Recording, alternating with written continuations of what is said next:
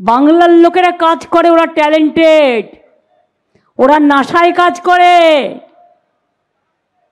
ওরা ভালো ভালো নাসা থেকে ভাষা সব বিশ্ববিদ্যালয়ে আছে, কেমব্রিজ থেকে হার্ভার্ড, হার্ভার্ড থেকে কুইন মেরি, কুইন মেরি থেকে কলম্বিয়া, এমন কোথাও নেই আইটি থেকে একেবারে আইটি হাব, ডেটা সেন্টার থেকে একেবারে সব সেন্টার বাংলার লোক ছাড়া চলে না।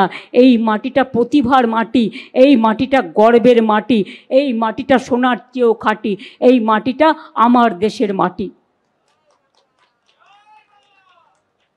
তাই দরকার হলে জীবন দেব, আমার ভাষা কেড়ে নিতে দেব না, কারো ভাষা কেড়ে নিতে দেব না। আমাদের বাংলা ভাষা আমাদের অস্মিতা, আমাদের জীবন, আমাদের সম্পদ, আমাদের সংস্কৃতি, জাতির মেরুদণ্ড।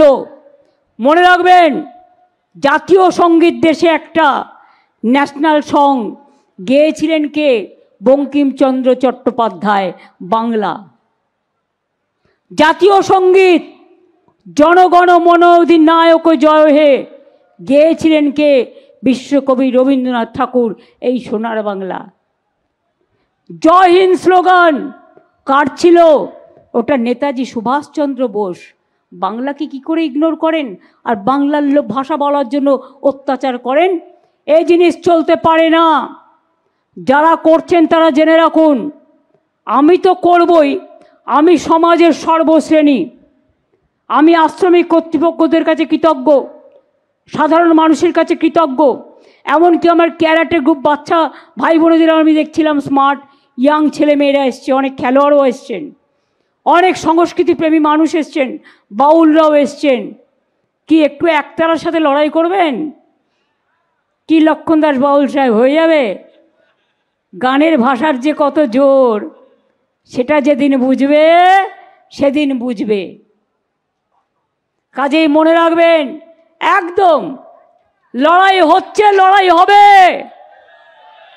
যারা এখনো বাংলার বাইরে অত্যাচারিত হচ্ছেন, আমি তাদের অনুরোধ করব, আপনারা ফিরে আসুন।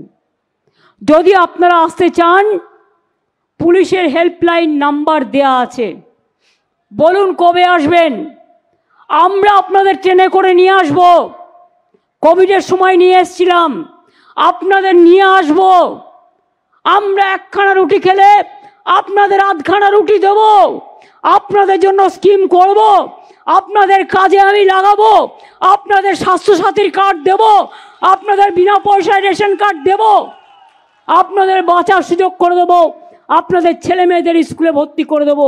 আমরা আজকেই মিটিং করে স্কিম তৈরি করে নিয়েছি।